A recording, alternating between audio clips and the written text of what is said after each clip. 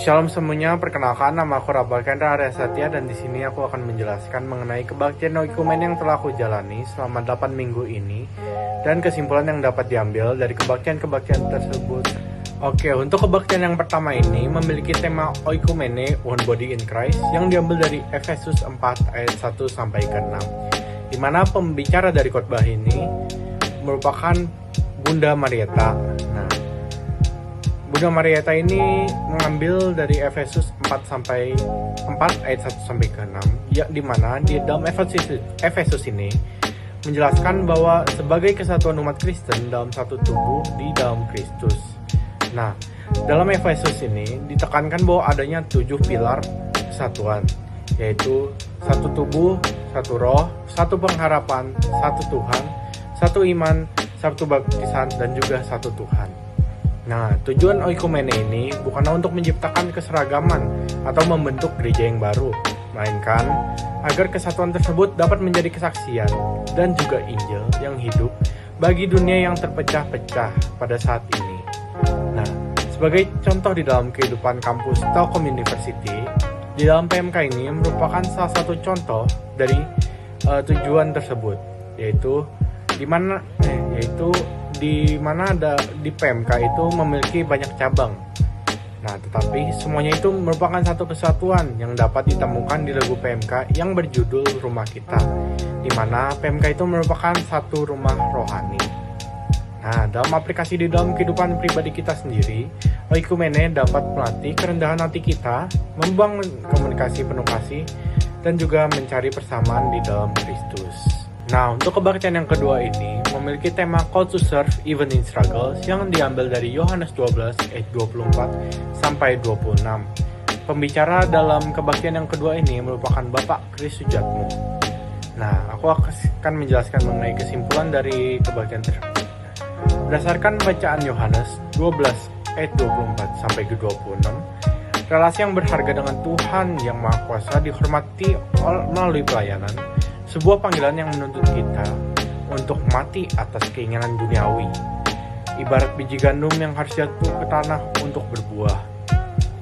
Kemuliaan dalam kekristenan bukanlah kemenangan duniawi, melainkan buah dari ketaatan melalui jalur penderitaan, salib, dan juga pengorbanan. Seturut teladannya Kristus, meskipun pelayanan itu penuh pergumulan, mereka yang setia melayani akan dihormati oleh Bapa dengan kepercayaan penuh bahwa Tuhan akan menggantikan setiap rasa sakit dan kehilangan dengan kebaikan yang tak bisa kita bayangkan. Nah, untuk kebaktian yang ketiga ini memiliki tema Walking in God's Plan, di mana tema ini diambil dari Yeremia 29 ayat ke-11 dengan pembicara Bapak Linson Sitompul.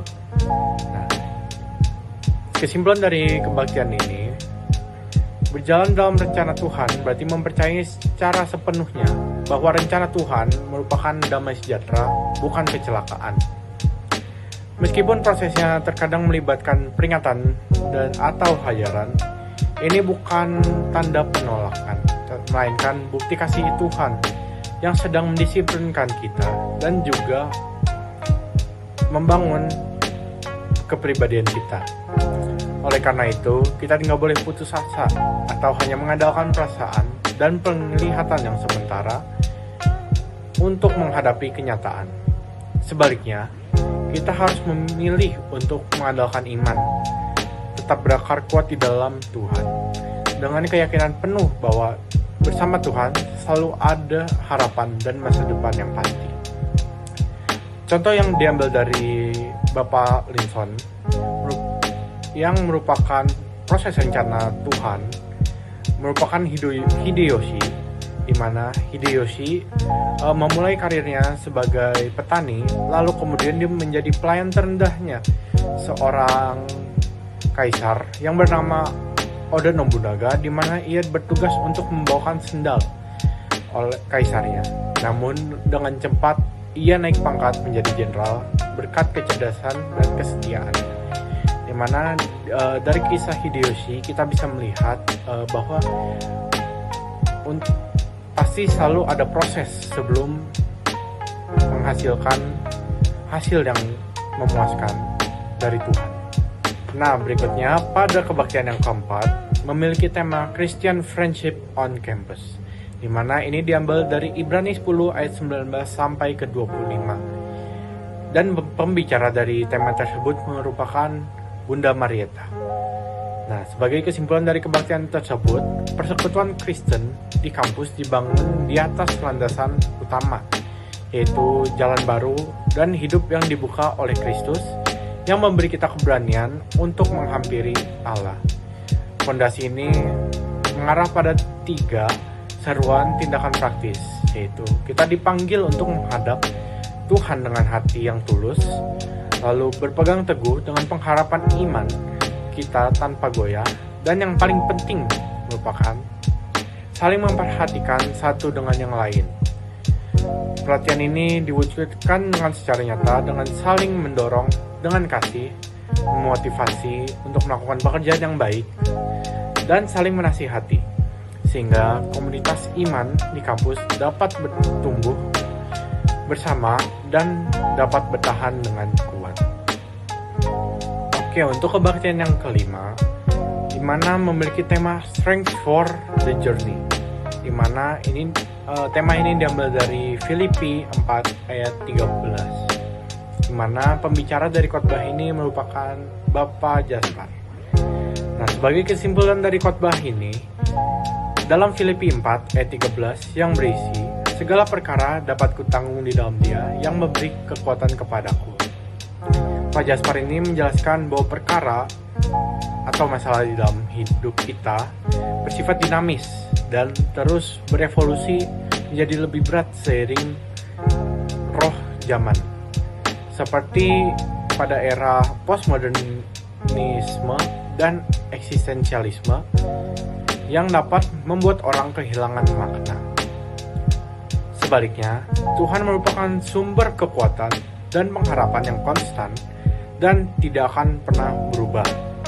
Oleh karena itu, untuk dapat menanggung segala perkara yang menekan dan menjauhkan kita dari Tuhan, kita harus terlebih dahulu benar-benar mengenal Tuhan secara intim sebagai sumber kekuatan sejati, karena tanpa mengenal Tuhan, kita akan kehilangan kekuatan dan akan kehilangan arah untuk menghadapi tantangan-tantangan di dalam hidup kita.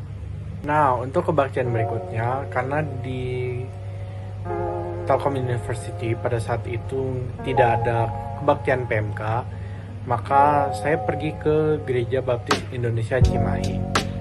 Nah, di dalam kebaktian itu, tema yang diambil untuk khotbahnya merupakan 31 Oktober yang diambil dari Roma 1 ayat 16 sampai ke 17, di mana pembicaranya merupakan pendeta dari gereja itu, yaitu Pendeta Hosea Sugiman.